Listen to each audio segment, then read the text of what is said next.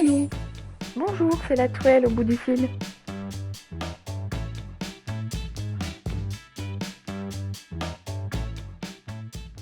Bonjour à tous et à toutes et bienvenue dans le nouvel épisode de notre podcast La Toile au bout du fil, un podcast qui a pour but de mettre en avant les étudiants et leurs sujets.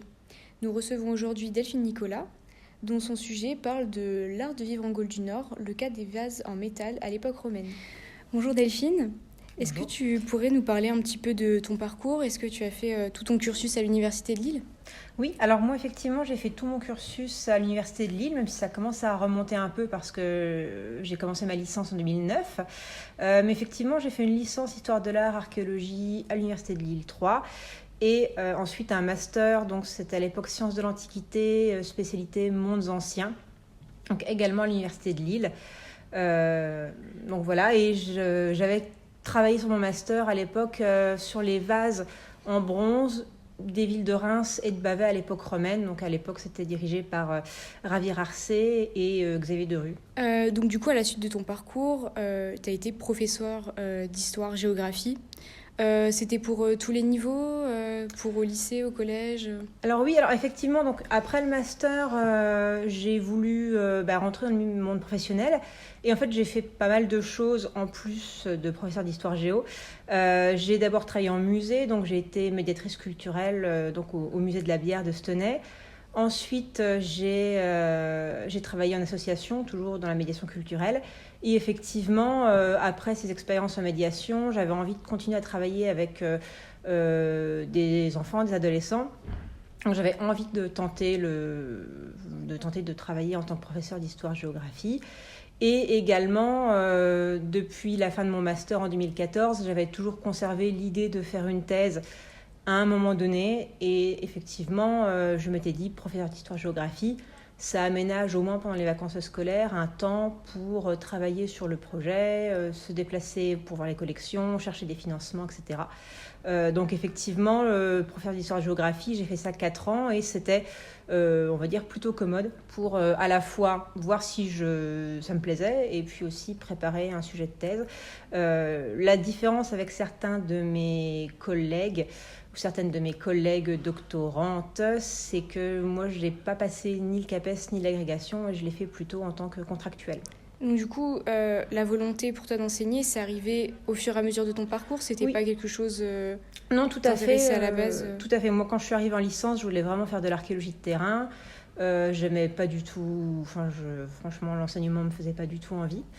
Et c'est vraiment en découvrant le travail, l'animation, etc., que l'intérêt s'est développé, mais à la base, c'était pas du tout un projet, en tout cas. Et donc du coup, c'est en entrant dans les études supérieures que tu as eu envie de faire une thèse, ou c'est déjà une idée à la base? Non, c'était pas une idée à la base. En fait, je pense qu'il n'y a pas beaucoup de doctorants qui s'inscrivent en licence en se disant directement je vais faire une thèse. C'est plutôt une idée qui est arrivée tard. J'étais sûre de vouloir aller jusqu'à la fin du master. Et la thèse, effectivement, c'est plutôt quelque chose qui est arrivé à la fin du M2. Où, comme la recherche m'intéressait, je me suis dit, pourquoi pas, dans un avenir plus ou moins proche, faire une thèse. Ok. Et ce serait quoi, du coup, les avantages ou les inconvénients, du coup, d'avoir eu un parcours coupé entre le master et le doctorat? Alors, pour ce qui est de l'inconvénient, on va commencer par les inconvénients, on verra les avantages après. Ça peut être un inconvénient, par exemple, je sais qu'en Belgique, au-delà de 30 ans, il n'y a plus de financement possible. Donc ça peut être une certaine forme de désavantage parce que certains pays, certains cursus ont vraiment tendance à favoriser les études continues, donc de la licence jusqu'au doctorat. Après, pour les avantages... clairement, je trouve qu'on a plus de maturité. Moi, j'ai travaillé dans pas mal de secteurs différents. J'ai aussi pu penser à comment articuler mon sujet, mes problématiques, plusieurs années, même si j'ai pas travaillé sur la thèse en continu, loin de là. Donc ça permet de mieux réfléchir à son sujet et également d'avoir, je pense, de faciliter ensuite le travail de recherche. On a plus de rigueur, on sait plus facilement se mettre au travail 7 ou 8 heures par jour en continu. Donc voilà, et puis ça permet aussi voilà, de prendre le temps de connaître un peu mieux le milieu professionnel, de faire des rencontres qui ensuite peuvent faciliter la mise en œuvre du projet de thèse. Donc en ce qui me concerne, je suis plutôt satisfaite d'avoir pris cette option-là. Du coup, pour revenir un petit peu sur la thèse de manière générale, quels sont les grands axes objectifs de la thèse ?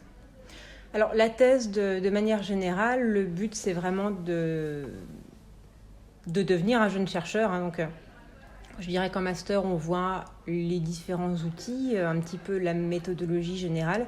Mais la thèse, l'idée c'est vraiment d'appliquer ce que l'on a vu en master, mais d'aller plus loin. Et donc effectivement de devenir un chercheur, un jeune chercheur, avec l'idée de prendre un grand sujet, quand même relativement vaste, gérable en 3-4 ans, mais quand même assez vaste. Et puis à la fin, on est évalué donc, par des chercheurs et des professeurs d'université, des gens du monde professionnel aussi. Et après, alors ça permet plusieurs choses. Soit on peut continuer dans la recherche, on peut voilà, devenir éventuellement maître de conférence, etc. Mais il y a aussi des docteurs qui après leur thèse partent travailler en musée, retournent dans les services archéologiques, etc. Donc en réalité, ça valide une compétence scientifique, une capacité à mener des recherches, mais ça ne ferme pas de porte, ça en ouvre plus, ça ouvre sur le monde universitaire. Et également, ça permet éventuellement de monter en grade dans une collectivité, par exemple, si on prend pour l'archéologie, ce genre de choses. Ok. Je rebondis sur ce que tu disais tout à l'heure, que généralement la thèse, c'était le sujet qu'on avait en mémoire, mais qui était peut-être plus élargi. Est-ce que ça a été le cas pour toi ou... Alors pour moi, oui. Alors je sais que c'est pas toujours le cas. On peut décider de vraiment changer complètement de thématique. Moi, comme mon sujet m'avait bien plu, la vaisselle en bronze. Du coup, j'avais aussi vu des problématiques qui se dessinaient à la fin de mon master, que bien évidemment, j'avais pas eu le temps de traiter, surtout avec un petit corpus. Donc, j'avais envie en fait de poursuivre en thèse. Donc, les deux solutions sont possibles en fait. Il n'y a pas vraiment de règles. Enchaîner le master et le doctorat sur le même sujet, ça permet d'avoir une meilleure connaissance de la bibliographie et de la manière de traiter les données. Mais on peut aussi décider de découvrir autre chose. Oui, bien sûr. Et comment tu t'organises pour être régulière dans tes recherches ? Là, en fait, comme je suis également... je suis doctorante financée par l'Université de Lille et la région Hauts-de-France. Du coup, ça me met vraiment dans un cadre de travail. Et ce qui fait que je fais des journées de travail, en fait, comme un travail de bureau standard. Donc je me dis, je vais travailler 7-8 heures, souvent un peu plus, par jour. Mais je suis des horaires de travail standard, on va dire. Et une autre question, du coup, qui intéresse beaucoup les étudiants, comment est-ce qu'on finance une thèse ? Alors, il y a plusieurs solutions possibles. Donc moi, effectivement, ce qui me concerne, c'est un cofinancement Université de Lille, région Hauts-de-France. L'avantage, c'est que c'est sur un sujet que l'on choisit, alors qui doit être en lien avec la région Hauts-de-France qui finance, donc il faut que ça se passe en partie sur le territoire. Donc ça, c'est une possibilité. Il y a aussi des doctorants qui sont financés complètement par l'Université de Lille. Et il y a aussi d'autres modes de financement du type thèse CIFRE, donc là qui est un mode de financement un peu particulier, c'est-à-dire qu'on est intégré à une entreprise publique ou privée. Et cette entreprise finance en gros les travaux de thèse. Alors en fait, il y a aussi des bourses qui existent en dehors de tout ça. Et le plus simple, du coup, c'est d'aller voir l'école doctorale de SHS pour se renseigner, parce qu'en fonction de sa discipline, de ses centres d'intérêt, son sujet pressenti, il y a diverses possibilités de financement qui existent. Et voilà, donc il faut se renseigner. Pour revenir un petit peu justement entre la différence entre le mémoire et la thèse, est-ce que l'écart est important que ce soit dans la façon d'aborder la recherche, dans la méthodologie, au niveau du sujet, dans les sources, etc.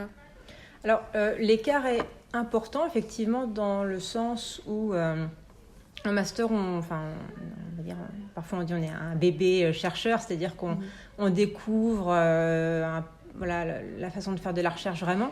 En licence, on acquiert des connaissances un peu brutes, et puis en master, on essaie de voir vraiment comment on produit de la recherche et quels sont les outils du chercheur. Et en doctorat, tout ça est acquis, et on utilise donc du coup ces acquis pour vraiment aller plus loin. Donc on traite plus de données, on travaille sur au minimum 3 ans, mais souvent plus, 4 ans, voire 5 ans, 6 ans si on est à mi-temps, qu'on a un emploi à côté et qu'on fait la thèse à mi-temps de l'autre côté. Donc effectivement, les différences sont importantes, mais en même temps, c'est pas si brutal, puisqu'on a déjà pu s'entraîner en master, on a déjà produit un petit mémoire, et donc en fait, quand on arrive en thèse, on sait déjà quand même plus ou moins comment faire, on n'est pas non plus noyé et perdu. Donc cette exigence, ça demande énormément de travail, surtout pour tenir les délais, mais c'est pas c'est pas vraiment on saute dans le grand bain comme ça, on a quand même été préparé. Donc voilà.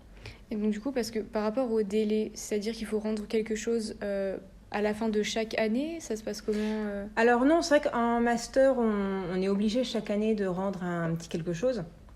Là, c'est vraiment différent, parce que ce qui va vraiment compter, c'est la production du manuscrit final en fin de thèse. Mais il faut quand même savoir gérer son temps, parce qu'effectivement, du coup, on n'a plus tous les ans à se dire cette année, je rends, je sais pas moi, le catalogue, ensuite je rends la partie 1, la partie 2, etc. Alors bien sûr, on a un directeur de thèse ou une directrice de thèse qui nous guide, qui nous dit là, il faudra que tu commences à rédiger telle chose, mais on n'a pas non plus de deadline absolu à respecter. Donc il faut savoir gérer son temps, suivre aussi les recommandations de son directeur ou sa directrice pour savoir qu'est-ce que je dois faire en priorité, à quel moment il faudra que je rende ça. Mais en fait, il n'y a pas de texte à rendre à la fin de chaque année. En revanche, il y a ce qu'on appelle un comité de suivi de thèse qui se réunit chaque année et où on présente l'avancée de nos travaux, nos difficultés. C'est le moment aussi où on peut appeler à l'aide si vraiment on se sent perdu et qu'on s'est noyé sous les données ou qu'on ne sait pas comment prendre son sujet. Et ils sont là du coup pour nous aider. Éventuellement aussi aider à la communication si c'est difficile avec la direction de thèse. Donc ça, c'est ce que l'on doit faire chaque année pour pouvoir se réinscrire l'année suivante. Mais c'est, on va dire, le seul rendez-vous impératif de l'année, quoi.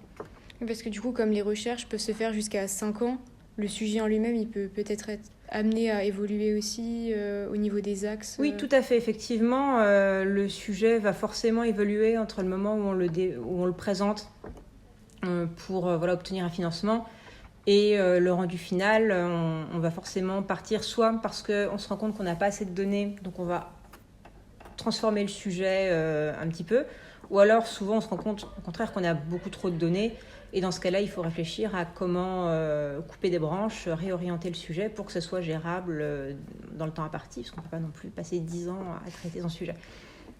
Là du coup on va revenir un peu plus sur ton sujet. Est-ce que tu pourrais nous expliquer les grands points ? Oui, alors moi mon sujet, donc l'intitulé exact, donc c'est l'art de vivre en Gaule du Nord, étudié à travers les récipients en métal d'époque romaine. Et concrètement, le sujet, c'est d'étudier le luxe dans le nord de la Gaule, donc en Gaule-Belgique plus spécifiquement, à travers la vaisselle métallique. Donc là, typiquement, c'est un sujet qui a été pas mal recoupé, parce qu'au tout début, je pensais traiter la question entre la Seine et le Rhin. Et puis finalement, le corpus est vraiment apparu énorme. Donc il a fallu recouper. Donc on s'est recentré sur la Gaule-Belgique, donc un territoire un petit peu plus restreint. Et puis on a aussi recoupé en éliminant tous les objets qui étaient décontextualisés pour ne garder que les objets vraiment découverts en contexte, ce qui permet de tirer le maximum d'informations des exemplaires, des objets que j'étudie. Et donc très concrètement, c'est une thèse qui s'organise en 3 axes. Donc il y a la partie vraiment très archéologique où j'étudie les contextes dans lesquels on a découvert les objets pour essayer de comprendre leurs usages, leurs fonctions, qui les utilisaient. Il y a aussi une partie un peu plus épigraphique où je vais étudier les graphites qui sont laissés sur ces vases, alors qu'ils sont de différentes natures. Souvent, on a des noms de propriétaires. On peut aussi avoir des poids, des dates, notamment des dates de revente, par exemple, s'il y a un lot qui doit être vendu. Une note précise, parfois, ça peut se retrouver. Ou aussi des mentions de contenance ou de contenu. Et la 3e partie, c'est une partie plus technique où j'essaie de comprendre comment les objets ont été fabriqués et comment, on va dire, la valeur ajoutée par l'artisan peut influer ou pas sur le prix, sur la valeur des objets. Donc le but étant vraiment d'essayer de comprendre quels sont les objets de luxe, comment ils sont utilisés, quels sont aussi les phénomènes d'imitation, de copie en matériaux de moindre valeur. Donc voilà, c'est articulé, donc c'est assez interdisciplinaire, on va dire. Et est-ce que ça en est déjà arrivé à certaines conclusions par rapport à tes axes Alors oui, donc là où je suis le plus avancée, c'est sur la partie vraiment archéométallurgique. Et là justement, je suis en train de rédiger la partie plus sur les contextes, etc. Justement pour essayer de comprendre un peu mieux quelle est la fonction, le statut des propriétaires, etc. Quelles sources, du coup, tu as utilisées? Tu parlais un petit peu justement de sources archéologiques, mais au niveau des textes, par exemple? Oui, donc tout à fait. Donc, la source archéologique, bien sûr. Les textes, donc les textes anciens. Alors, bien sûr, on n'a pas beaucoup de sources pour le nord de la Gaule, de sources littéraires. Mais, par exemple, on a pas mal d'auteurs au 1er siècle après Jésus-Christ et même avant Jésus-Christ qui écrivent sur le déroulement du banquet, le banquet un peu idéal à la romaine. Donc ça va bien sûr nous aider plutôt pour avoir un maître étalon, on va dire, et voir dans quelle mesure ce qu'on observe en Gaule du Nord va se démarquer ou pas de ces modèles italiens. Et donc, par exemple, un auteur très, très important pour ça, c'est Pétrone et son Satyricon. Donc, le fait dans l'épisode du banquet de Trimalchion, il va justement décrire un banquet avec un riche parvenu, donc Trimalcion, qui va essayer d'en mettre plein la vue à ses convives.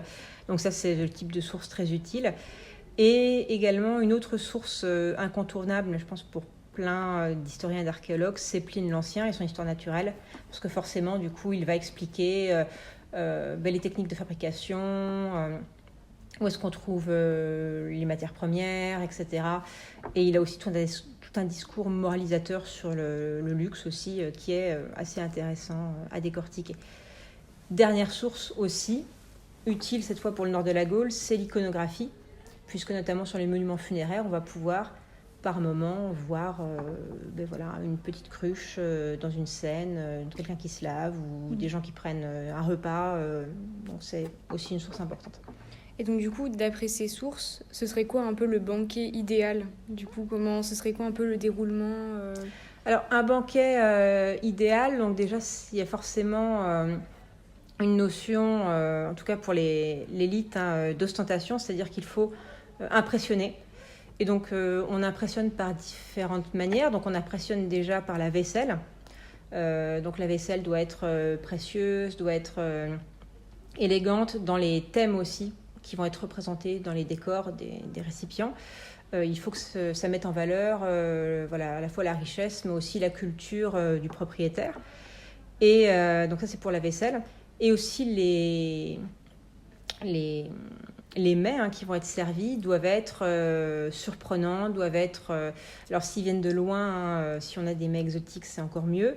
Et puis il faut des plats qui succèdent et qui surprennent par la façon dont ils sont mis en place ou aussi par les mélanges qui sont réalisés.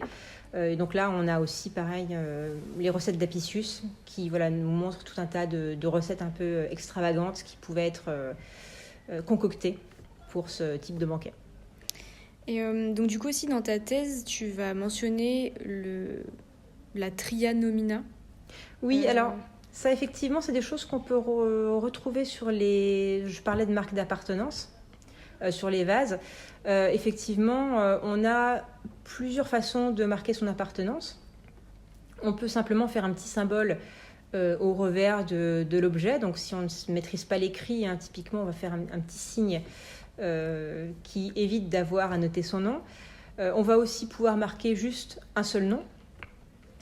Ou alors, on va pouvoir mettre les 3 noms si on est citoyen, donc ce qu'on appelle la tria nomina, donc prénomen, nomen, cognomen, et qui sont vraiment là la marque du citoyen romain.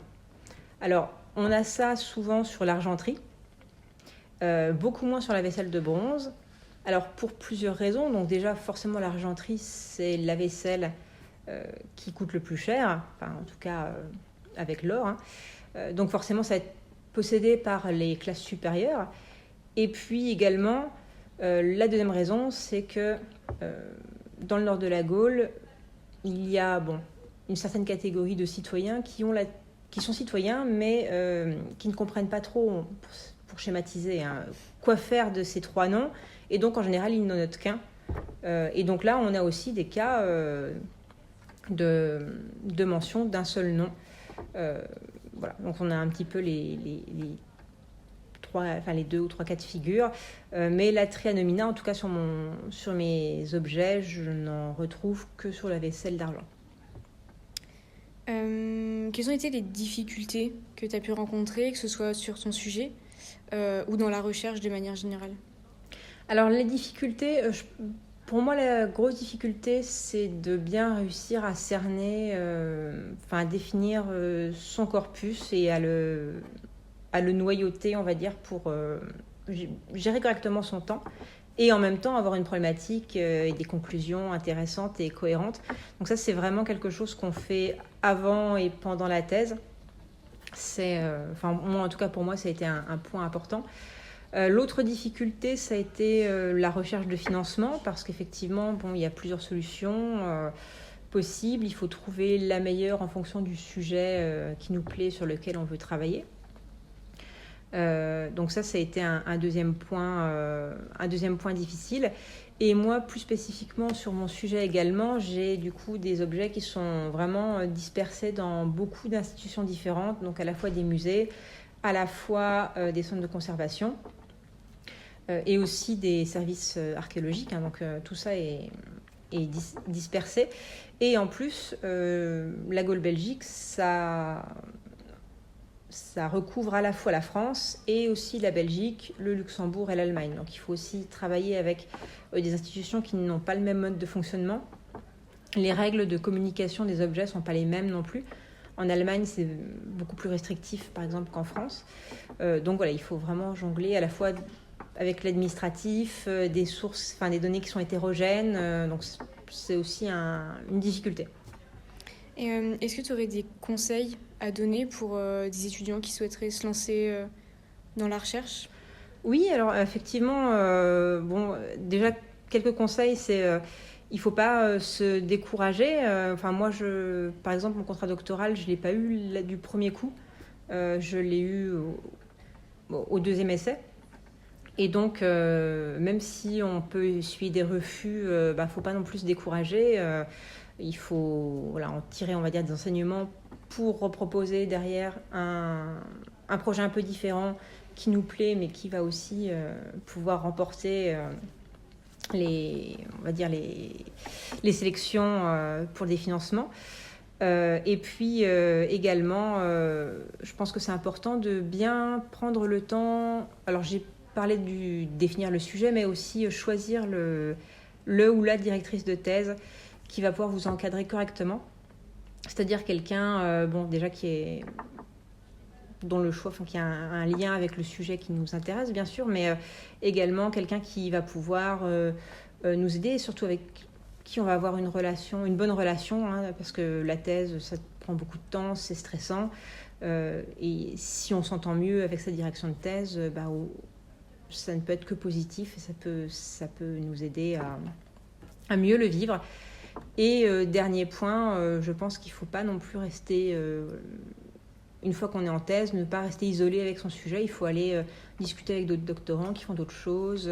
Parce qu'en fait, des fois, on a des moments de doute. On se dit, est-ce que mon sujet, finalement, il est si intéressant? Est-ce que je vais réussir à tout traiter comme je le voudrais?